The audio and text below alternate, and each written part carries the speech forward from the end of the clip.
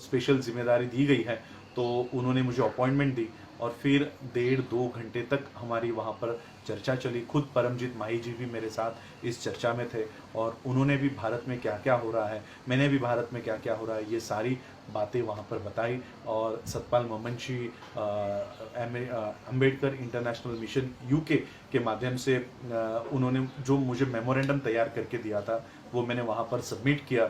और हैरिसन एकिन्स जी ने मुझे विश्वास दिलाया कि आने वाले जो साल में है वो इंडिया के ऊपर ये रिपोर्ट बनाएंगे। अब ये रिपोर्ट उन्होंने रिलीज की है, ये जानकारी देने के लिए मैं ये वीडियो बना रहा हूँ।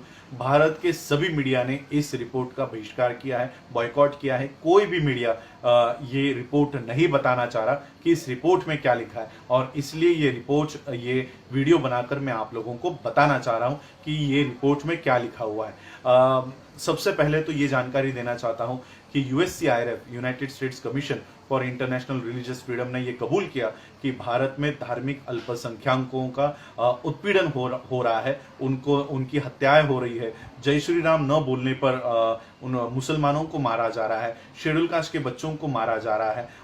ये उन्होंने कबूल किया। और कुछ चर्चेस के ऊपर, क्रिश्चियनों के ऊपर भी हमले हो रहे हैं, तो ये उन्होंने रिपोर्ट में कबूल किया कि हाँ, कि भारत में इस तरह का माहौल बनाया हुआ है। और भारत को countries for particular concern CPC यानी विशेष ध्यान देने योग्य देश के सूची में यूएससीआईआरएफ ने भारत का समावेश किया है।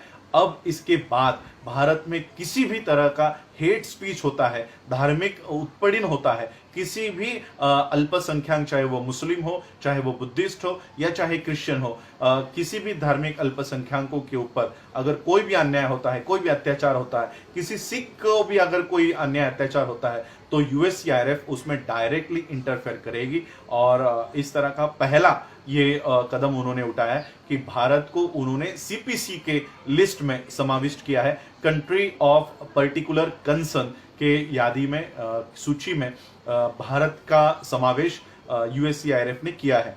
दूसरी बड़ी बात, जितने भी ऑफिशियल्स मोदी सरकार के हैं, जितने भी जो ऑफिसर्स और मंत्री है मोदी सरकार में, उन सभी लोगों को यूएस का वीजा ये उनको बैन किया गया है। किसी को भी यूएस का वीजा नहीं मिलने वाला।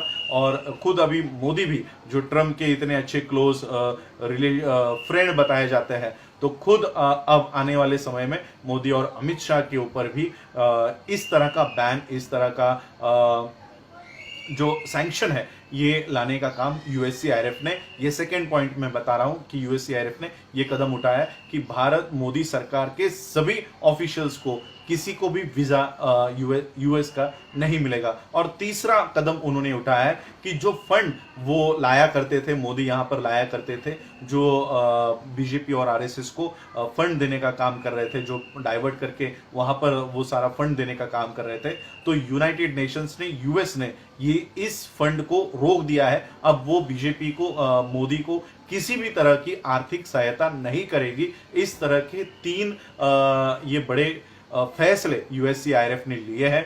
और पूरा ये जो रिपोर्ट है, आप यूएससीआईआरएफ के वेबसाइट से पढ़ सकते हो। डिटेल में ये रिपोर्ट लिखा गया है। मैं शंभू जी से और संदीप चौरे जी से, नेशनल दस्तक और बहुजन टीवी के लिए भी उनको कहूंगा कि ये रिपोर्ट पढ़े और जो जानकारी वहां पर दी है, ये जानकारी अपने चैनल से बताने का काम करें, क्योंकि गोदी मीडिया कभी भी इन सारी बातों को बताने का काम नहीं करेगी। तो ये बात आप लोग बताइए। और मैं मुस्लिम्स से ज़्यादा रिक्वेस्ट करना चाहूँगा, क्योंकि ये तो मेरी पहली स्टेप थी यूएससीआईआरएफ को जाने की। मेरी सेकेंड स्टेप इस साल के फरवरी से मैं यूनाइटेड नेशंस के ह्यूमन राइट्स कमीशंस के हेडक्वार्टर नेदरलैंड में, वहाँ पर मैं जाने वाला था। और मेरा उस तरह का वीज़ा भी मेरा आ गया था। मेरी सारी जो कानूनी इमिग्रेशंस का जो सब है वो सारा पूरा हो गया था।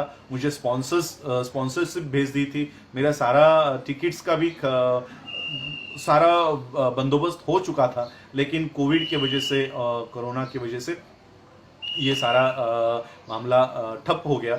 लेकिन मुस्लिम्स में से एमजे अकबर नाम के बीजेपी के जो सदस्य होंगे वो नेदरलैंड में पहुंचे।